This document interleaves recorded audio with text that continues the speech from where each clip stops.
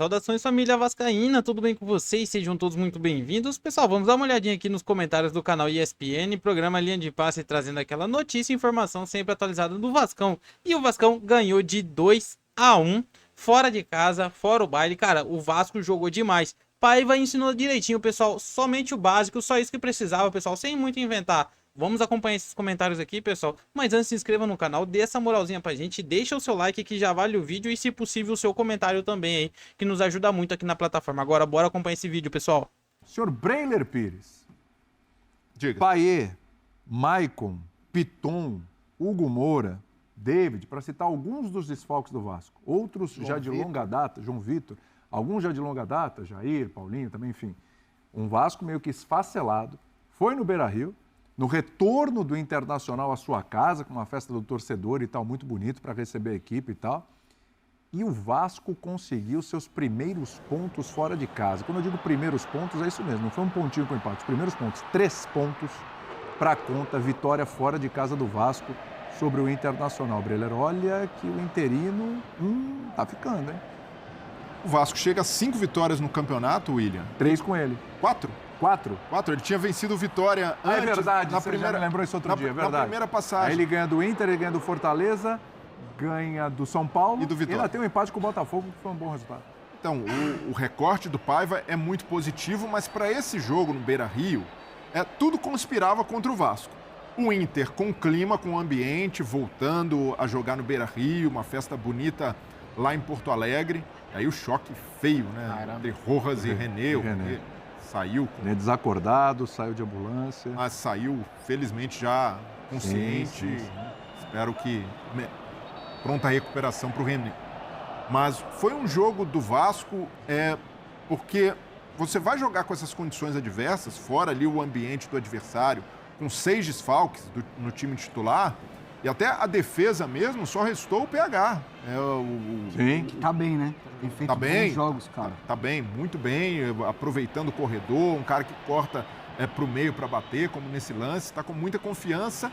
E um jogador que chamou a atenção também, mais uma vez, foi o Adson.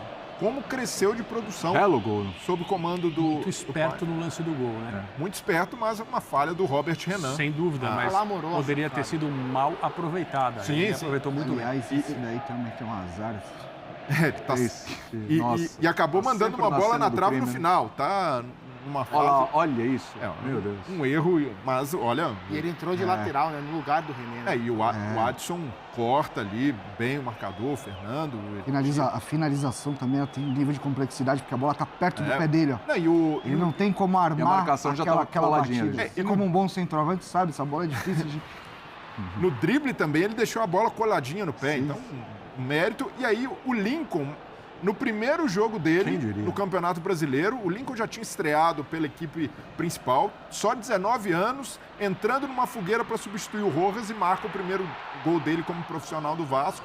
O Inter desconta, não foi suficiente para buscar uma reação, para pressionar o Vasco com o gol do Bustos. Tem uma bola na trave ali no final ainda. Mas o Vasco até que controlou bem a pressão do Inter e, diante de todas as circunstâncias, é uma vitória para ser muito comemorada, não só por ser a primeira como visitante no Campeonato Brasileiro, mas por consolidar o Vasco no meio da tabela. O Vasco hoje... O Vasco está em 13º, 17 pontos. O Vasco abriu 5 pontos da zona do rebaixamento. E respira, William, num cenário em que a torcida estava quase largando a mão do time. A gente vem falando do Vasco, e até por isso, né, isso se explica o Vasco ter uma vitória como visitante, que a fortaleza do Vasco é ali São Januário, o ambiente, a forma como o torcedor abraça. Mas contra o São Paulo, foram um pouco mais de 5 mil torcedores em São Januário. O torcedor tinha dado uma desanimada tão grande. Um movimento proposital, para que não entrassem no estádio. E ali o torcedor realmente... o clube está uma bagunça, a gente não sabe quem manda, saiu o 777, que era a grande esperança de investimentos, agora pode voltar para a mão do associativo, não tem treinador...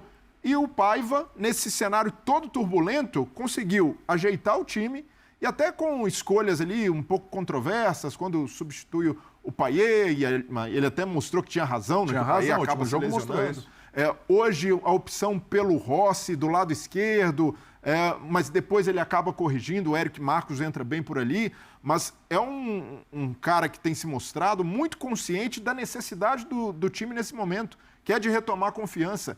E o Paiva, queira ou não, nesse recorte de 5 jogos, devolveu esperança ao torcedor vascaíno. E isso é muita coisa hoje, porque o torcedor que já estava ali quase largando, no meio da semana contra o Corinthians, tenho certeza que vai lotar São Januário, fazer um ambiente e voltar de certa forma, acreditar que esse time pode algo mais do que só lutar contra o rebaixamento.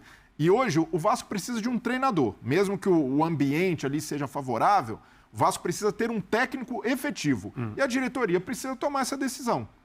Agora, o Marcelo Santana já assumiu, já sentou na cadeira de diretor de futebol, o Vasco já tem um diretor, então pode respeitar esses processos como e tomar essa auxiliar decisão. fixo, eu acho que era um cara que poderia... Mas ou até mesmo, Renato, se a comissão avaliar, olha, o Paiva foi o cara que classificou o Vasco na Copa do Brasil contra o Fortaleza, jogo difícil, é o cara que ajudou a estabilizar a equipe, um cara que já estava dentro do clube, nós acreditamos no potencial dele. Tome a decisão de efetivar, banque isso, porque não dá para ficar empurrando também o cara sempre como interino só porque está funcionando. Então, banque o Paiva ou vá ao mercado contratar um treinador, porque já tem diretor de futebol para isso. Mas tem treinador no mercado que vocês olham e falam assim, esse aqui vai... É isso que eu ia falar. Porque assim, a gente acaba entrando um pouco no mesmo modus operandi do futebol brasileiro. Um dia está no bid ainda. Porque é o seguinte, exatamente, porque é o seguinte... Você vai, então, aí você vai tocando o Rafael Paiva com a barriga até ver qual é o prazo de validade dele. Aí lá na frente a coisa começa a dar errado e aí para correr atrás do treinador. Mas eu pergunto, quem hoje poderia assumir o Vasco e dar sequência nesse trabalho do Rafael Paiva? Porque, gente, o Vasco tem uma grande oportunidade no meio de semana, com a sua casa, com o seu torcedor, chegar aos 20 pontos. E olha, uma pontuação ali que, para o que estava o Vasco... Você pega o retrospecto do Rafael Paiva, as coisas estão dando certo. No ano passado, o Caçapa ficou um período no Botafogo e ele realmente não poderia ficar mais, porque tinha um compromisso com outro clube também do Textor. Mas ele ficou aquele período, deu super certo. Ele saiu, a coisa degringolou. Mas nesse ano já aconteceu o inverso. O Fábio Matias é o cara que classifica para a fase de grupos da Libertadores, o Botafogo vai ao mercado buscar o Arthur Jorge e o time anda para frente, o time melhora. Então, no caso do Botafogo você deu uma tranquilidade maior para você buscar. E no caso do Vasco também, né? Também. Os primeiros jogos do Rafael Paiva, como o Brenner citou, era ali no olho do furacão, onde todo mundo tinha dúvida sobre todo o processo. E se não tem a resposta nos primeiros jogos, isso teria certamente apressado a decisão que o Pedrinho está tentando tomar sobre quem vai ser o técnico. Tanto que toda vez que ele é perguntado sobre, ele despista. O Rafael Paiva vai ser o técnico do Vasco ou não vai ser? E o Pedrinho vai despistando. Porque não é uma resposta fácil para ser. É complicado. Você vai trazer um estrangeiro. Eu acho que não é o momento. Existem técnicos muito grandes com títulos importantes na carreira na praça. Mas talvez não sejam... Assim, o Diniz vai pegar o Vasco agora? Acho que não. Acho que não. O Cuca, vale a pena comprar o barulho? Acho que não vale a pena comprar o barulho do Cuca no momento. E outros, né? E aí você vai ter que mudar um pouco o seu perfil. Túlio Oliveira, que saiu do Corinthians. Não. Aí você vai jogar a Série B. E o Paiva, eu acho que ele tem muito mérito na leitura que ele fez do que era necessário. A gente falava muito sobre isso. Ele entendeu que era o momento de dar um passinho para trás. E assim, cara, o Vasco é 2 linhas de 4, pressão na bola... A gente tá falando do Vasco há semanas de Coutinho, de Payet, de Alex Teixeira e tal. E eu sempre falei, o Vasco precisa de um time competitivo, um time que pressione a bola, que mesmo que perca o jogo, que venda caro, que compita dentro que seja competitivo dentro de campo. E o que o Paiva fez foi isso, cara. Ele deu energia pro time, ele colocou o Estrela, ele colocou o JP, que tem feito bons jogos também. Agora vai passar o time do Vasco hoje, ele joga um futebol mais perto do que é necessário para se jogar futebol e ser competitivo. Correndo exatamente. Eu acho que o Vasco fica muito nesse papo de Payet, Coutinho joga junto ou não. Gente, isso não existe. E para mim, esse Vasco é o mais perto de ser competitivo que ele vai poder ser dentro da temporada. E os jogadores têm jogado com confiança. Não parece um time pressionado já há algum tempo. O jogo de hoje, especialmente, tinha um caráter além futebol, né? Que era a volta do Internacional ao estádio, que foi alagado em meio a uma tragédia absolutamente horrorosa, né? Que é muito mais importante, muito mais influente na vida das pessoas do que qualquer aspecto ligado ao futebol. Mas não deixa também de ser um símbolo, o Inter voltando a jogar no seu estádio. E o Vasco, palavra que o Renato usou, competir, competiu hoje de frente com o Internacional. Não se sentiu... Eu não estou nem dizendo que essa questão toda, além futebol, extra-campo, né, devesse, de certa maneira, pressionar o visitante. Talvez não, talvez pressionasse até mais o time do Internacional. Mas não era um jogo simples, não era um jogo normal.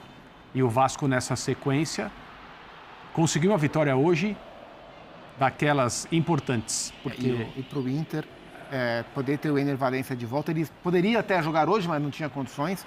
Poder ter o Ener Valencia de volta, e não sei quando o Borré vai poder voltar, enfim, vai até o fim da Copa América. O Borré e o agora, Rocher ainda estão por lá. E vai ter a final, porque no mínimo o terceiro lugar a Colômbia vai jogar. Faz uma diferença muito grande. Ofensivamente, né, na definição das jogadas, o Inter, sem os seus principais jogadores, tem uma queda brusca. E hoje ele ainda começou, até por questões físicas, com Wesley e Wanderson no banco. Já pensando na Copa do Brasil contra a Juventude. E aí o time perdeu demais, tanto que ele precisou colocar o Wesley tem sido o cara desse time do Internacional. E a hora que o Wesley entra no intervalo, ele entra como centroavante. Então é isso, né, torcida? Venho trazer para vocês aí mais uma notícia. Pessoal, vamos aqui falar primeiramente aqui das notas. As notas relacionadas aí ao site SofaScore. Nota coletiva, pessoal, nota do elenco do Vasco, 7.3, acima da média. Pessoal, só teve 3 jogadores do Vasco que foram abaixo da média, que foram JP, 6.5, Léo, 6.2 e Esforja, 6.8. O resto, pessoal, todos acima da média, que a média é 7, né, pessoal, para quem não sabe. Agora vamos aqui a estrelinha do jogo, pessoal. Quem ganhou a melhor nota que foi o craque do jogo, Léo Jardim. Destaque absoluto aí para o nosso goleirão ali, 8.6. Que isso, o cara catou demais. Fez grandes defesas importantes aí. Por isso a nota 8.6. Leandrinho, 7.4. Léo, 6.2. Rovas, 7.4. Paulo Henrique, 7.6. Esforja, 6.8. Matheus Carvalho, 7.3. JP, 6.5. Rossi, 7.1. Verrete, 7.4. E Adson, que jogou demais. Que isso? 8.4. Olha a nota desse jovem. 8.4. O pessoal que entrou, Lincoln, que entrou no lugar de Rovas, 7.5, ainda fez o gol, né, cara? Muito bom, entrou na fogueira ali e ainda fez gol ali. Fez gol ali no Vasco. Praxedes, eu não sei nem, cara, eu não entendo. Praxedes já era pra ter, ó. Mas enfim, segurou, tá jogando e não tá jogando bem. Nota 6.5. Cartão amarelo, ainda levou um cartão amarelo. Eric Marcos, nota 7, que entrou no lugar de Rossi. Ryan não pontuou, que já entrou no finalzinho. Zé Gabriel nos acréscimos e Vitor Luiz também nos acréscimos ali. Pessoal, hoje o elenco, hoje Vasco jogou bem. Jogou, teve mais, foi mais assertivos, né? Teve mais chutes no gol. Ou melhor, fez 2 gols porque acertou mais no gol. Foram 6 chutes diretamente no gol. 8 tentativas de gol e a posse de bola, 42% da posse de bola. Teve menos a posse de bola, segundo aqui as minhas estatísticas aqui que eu tô anotando aqui, pessoal. 1 chute bloqueado e 1 chute para fora. 4 escanteios, nenhum impedimento. E 5 defesas do goleiro aí. Por isso, Léo Jardim foi o destaque aí da partida, defesas importantes, que se não fosse o goleirão, nós já teria levado aí. Pessoal, então é isso que eu queria trazer para vocês. Se chegou até aqui, deixa o seu comentário. Se ainda não deixou o seu like aí durante o vídeo, que agora deixa o like, tô lembrando você aí. Se ainda não é inscrito, que se inscreva no canal. Se inscreve no canal aí pra gente. Acione aquele sininho de notificações, porque todos os dias a gente traz notícias e informações sempre atualizadas do Vascão. Se ainda não deixou o seu comentário também, comente aí, deixe o seu comentário, que é muito importante pra gente. A gente compartilha aí com o pessoal, com a torcida vascaína. Então é isso, fica com Deus, tenha um excelente domingo. Até a próxima notícia, né, pessoal? E que venha mais uma vitória e assim sucessivamente. E vamos brigar na parte de cima, né, pessoal? Que é isso que o Vasco merece. Que o Vasco é gigante, né, pessoal? O Vasco é gigante.